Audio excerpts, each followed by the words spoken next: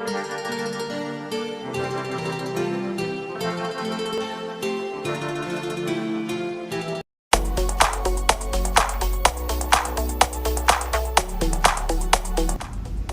TV Unik, selama ini kita tentu tahu kalau San Marino di Italia menjadi negara terkecil di dunia.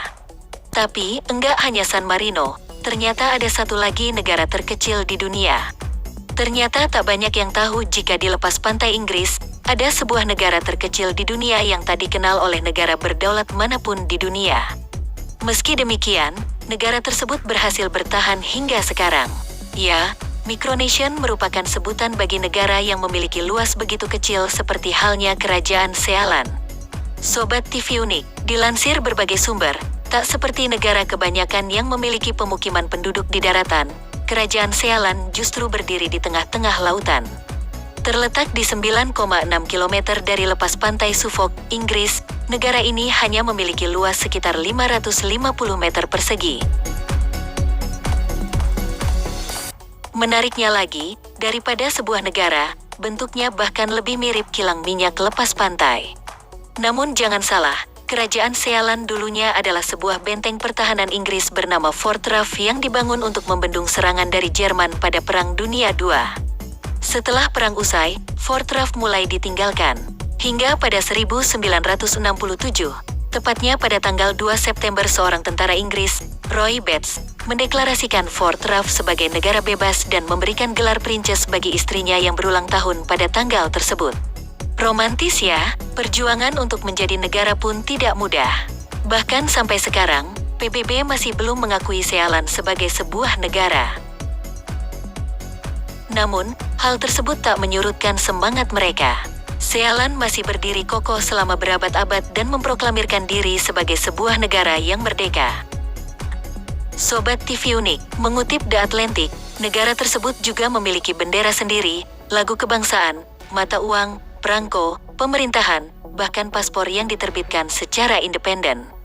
Memang seharusnya hanya negara berdaulat yang punya wewenang untuk mengeluarkan paspor, bendera, dan mata uang. Namun, menurut Prince Michael, selama tidak menimbulkan masalah terhadap dunia, mereka tidak membutuhkan pengakuan dari dunia luar soal mereka sah merdeka atau tidak. Seperti negara pada umumnya, Kerajaan Sealan ternyata memiliki pemerintahan. Mereka adalah para keluarga Roy Bates itu sendiri.